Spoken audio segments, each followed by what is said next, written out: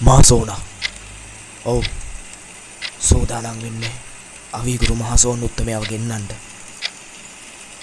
එදා හරියටම සිකුරාදා දවසක් පොය ඉවර වෙලා දවස් දෙකක් ගෙවිච්චි.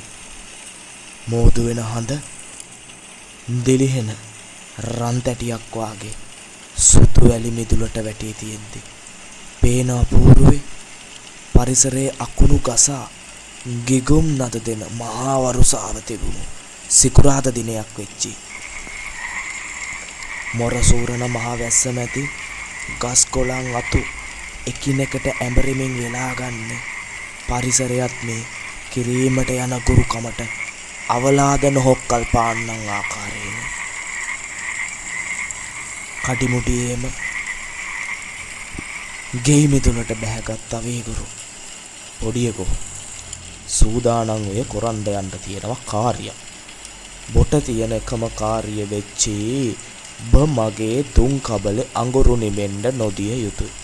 ඒ කියාගත්ත ගුරුන්වහන්සේ මහා වැස්සෙම එළියට බැහැලා ගේ මිදුලේ සුදු වැලි තලාවේ එක් කොනක තිබුණු සිද්ධ ශූනියන් ගම්බාර පැල ළඟට ගිහිල්ලා මහා වරුසායම සිවමස්තු නමෝ රාම කන්දසේනා දීසිවාගමක් වඩික තන්ත්‍රම් මණිකණ්ඨ කොට්ටි මංගල නමෝ නමක් කියා මහා නාදයට කියන්න සනාගත්ත සුළංගුවට ඒ පරිසරයේ වරුසාවේ නාදය අඩු වී ගියේය.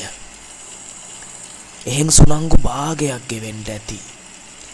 ලාවට වැටෙන වතුර පොතේ සද්දය, මෝතු වෙන හඳ, ඈත ගම් එගොඩ කොනේ කෑ ගහන බලු නකුට්ටන්ගේ නාදය පරිසරයම දෝංකාර දෙන්න තියාගත්තේ. ගිඩි ගිඩියේ ගැහෙන තෙල් තාච්චියට ගම්බිත්තරයක් දා චිරිචිරියේ බැදගත් ගුරුන්වහන්සේ රත් කෙහෙල් කොලයක් උඩ ඒ බිත්තරය තබා ඇටි ඇටි ගොටු තුනක්ද වෙනම සෝදානම් කර ගැනීමට අමතක කර නොගත්තේය. ඉතින් මාද කඩිමුඩියේම ගුරුන්වහන්සේගේ අසලට වී පොල් කටු පත්තු කරන්නට වුණාය. ඒ පත්තු කර පොල් කටු ගුරුන්වහන්සේට ලං කර සුළංගුවකටම අතට තුම්මල දෝතක්ගෙන එහෙනම් මතු බුදුවන ගම්බාර සිද්ධ සූනියන් දෙයි හාමුදුරුවන්ගෙන් අවසරයි මට මගේ කාර්ය පටන් ගන්න. කොළුවෝ අද මේ කාර්ය කෙරෙච්චි තව 3 දිනකින් එහා ගමේ කට්ටඬිරාල විනයක් කටින්ට සූදානම් වෙනවා.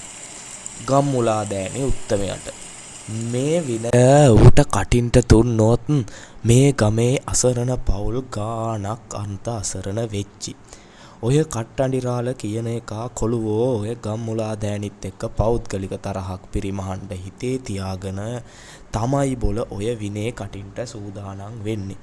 ඕකට ඔය විනය කටින්ට දුන්නයි කියන්නේ ගම්මුලා දෑනිගෙන් වෙසෙන ගම්මුලා දෑනි විසින් උදව් පදව් කර ජීවත් වීමට ඉඩ තනා දෙන පවුල් ගානකගේ බඩගෝස්තරයට බඩේ පාර වැදෙනවා. ඒ නිසා මම දන්නා ශාස්ත්‍රයේ පාවිච්චි කරාලා ඕකගේ ඔය වැඩේ නවත්තන්න ඕන. මතක තියාගන් කොළුවෝ එහා ගමේ කට්ටඬිරාලත් මා වගේම හොඳට නරකට දෙකටම බලපිහිටි එකෙක්.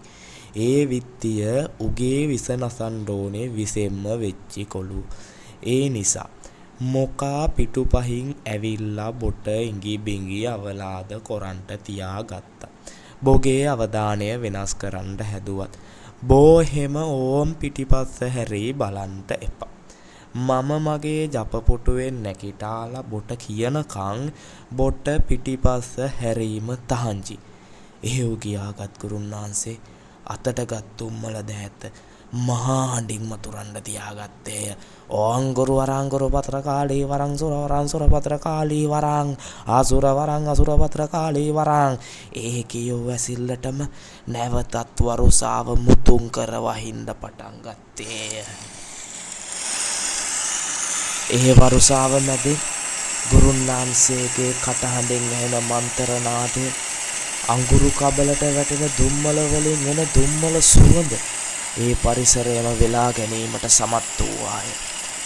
එසේම හෝරා 2 මාරක් පමණ ගෙවිච්චි.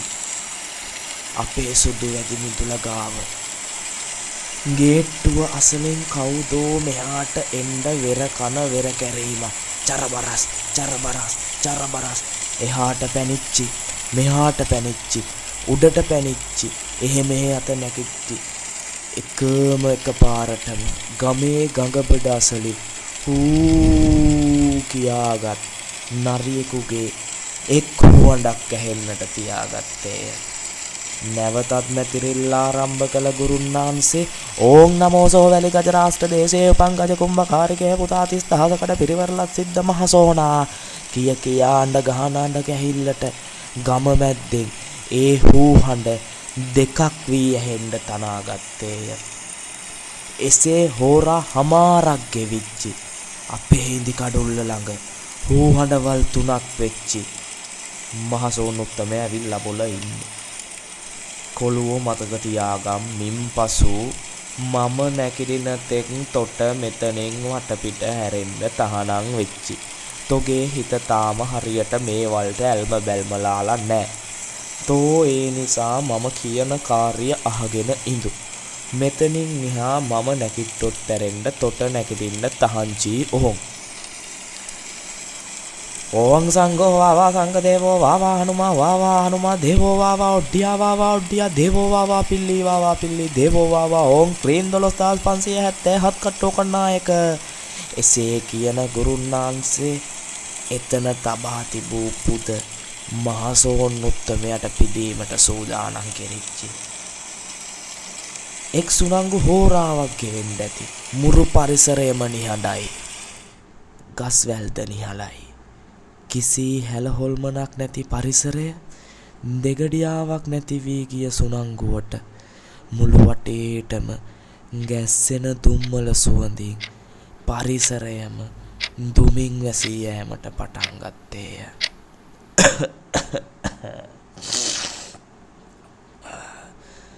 එහෙනම් ඕන් අවසර ලොකුුන්ද. මම් බොලා කැඳෙව්වේ මම බොලාගේ මහසෝන් බන්ධනයෙන් දැන් වැඩ අරගන්ට අරගෙන අවුරුදු 13ක් පැරණි වෙච්චි. මම දන්නවා බෝ මගේ මොන කාර්යයටවත් මම අඬ ගැහුවොත් නෑවිත්තින්නේ නැති විත්තිය.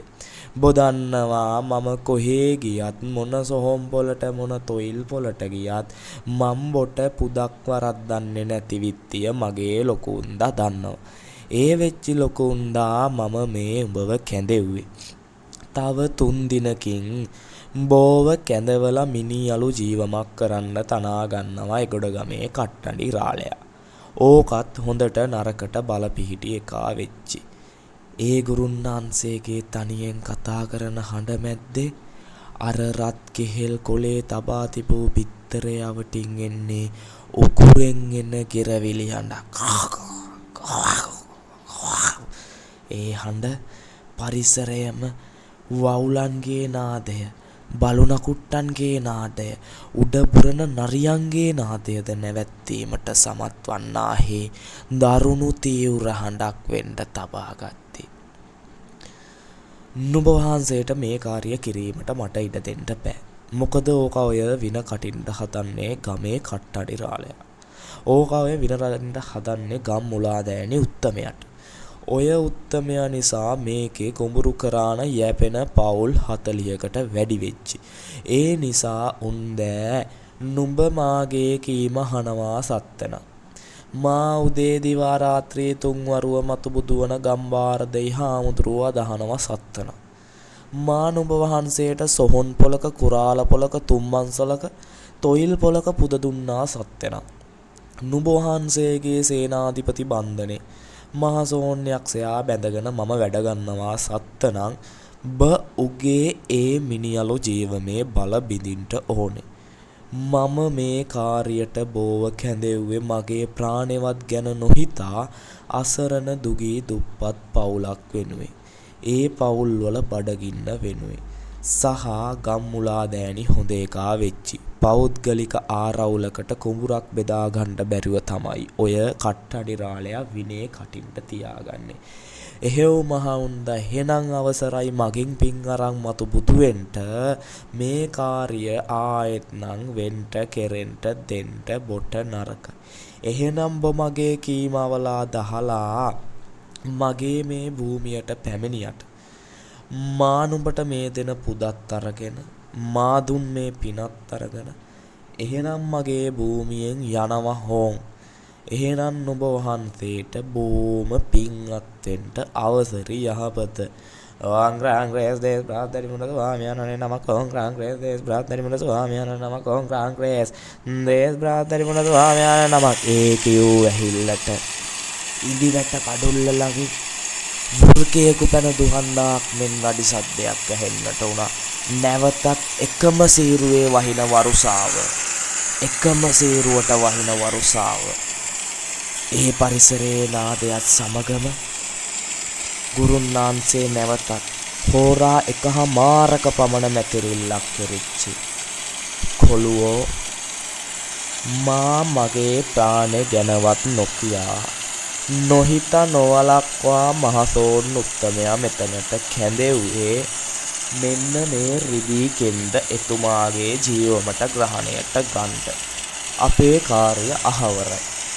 දැන් අපිට තියෙන්නේ මේ රිදී කෙන්ද ගිහිල්ලා එහා ගමේ කට්ටඩි රාලයාගේ පුවත්තට දමන්ට වෙච්චි. එහෙනම් කොළුවෝ බොමන් එනකම් මේ මල් බුලත් පුටුවේ තියෙන පහන නිමෙන්න නොදිය යුතුයි. ඕන් අවසරයි. එහෙනම් මං උඹව විශ්වාස කරලා මේ ගමන යනවා. එහෙව් කියාගත් ගුරුන්නාන්සේ කඩිමුඩියම ඉඳි කඩුල්ල පැන කට්ටඩි රාළගේ බලා පිටත් වෙන්න තියාගත්තා. විනාඩි 45ක් පමණ ගෙවිච්චි. නැවත ඉඳිවට කඩුල්ල පැන ගුරුන්නාන්සේ නැවතත් ජප පුටුවේ ඉඳගෙන ඕං සිවමස්තු නමෝ රාමකන්ද සේනා දේසි වාගමක් වනිකන් බ්‍රහ්මණී ගණ්ඨා කොද්දි මංගල නමෝ නමක් අග්නි කංචන්තං හස්තේන නන්දන ධවලික මකුඩ මකුඩ ශේත්‍ර ශේත්‍ර පාර තුරක වාන රූඩ පත්මාං සෝනියම් දේවතා උන්නාන්ස මව වන්දාසේ දකල පින්නම් වහන්සේගේ නාමයට අනුමෝදන් වේවා. නුඹ වහන්සේ බුදු වේවා. නුඹ වහන්සේ පෙරම් පුරණ භවයකින් නුඹ වහන්සේ පෙරම් පුරණ බෝධියකින් මත බුදු වේවා කියා ගම්බාර දෙයිහාමුදුරුවන්ට පින්දී ජප පුටුවේම තිබූ මලක් රැගෙන ජප ජීවම අවසන් කළේ. මා මගේ ප්‍රාණවත් ගැන නොහිතා මම මේ ගුරුකම කරේ කොළුවෝ අහිංසක පවුල් වෙනුවෙන්. අහිංසක පවුල් 30කගේ 40කගේ බඩගින්න වෙනුවෙන්. උඹත් කවද හරි මේ ශාස්ත්‍රයේ කොරානා දවසට මුදලට යට නොවි. උඹත් මේ ශාස්ත්‍රයේ කරන්න ඕනේ කොළුවෝ අසරණ එකා හොඳ එකා තෝරා බේරාගෙන. එහෙනම් දැන් අපේ මේ කාර්ය අහවරයි. එහෙනම් බෝත් දැන් සුනංගුවේ සැතපිය. මාත් යනවා සැතපෙන්න. මේ මල් බුලත් පුටුව අහක් නොකර ඔහොම්මම තබාපිය. මේක හෙට මධ්‍යහනේ 12ට අහක් කරාම හරි. එහෙව් කියාගත් ගුරුන්නාන්සේ නැකිට ගේ කඩ පැනගෙන ගොස් වැතිරෙන්න තියාගත්තා. ඕන් එහෙමයි අවී ගුරු අසරණ පවුල් 30-40කට වින කටින්ඩ ගිය කට්ටඩි රාළගේ බලබිඳ මහසෝන් උත්තමයා කැඳවා මේ මහසෝන් උත්තමයාගෙන් වැඩගත්තේ.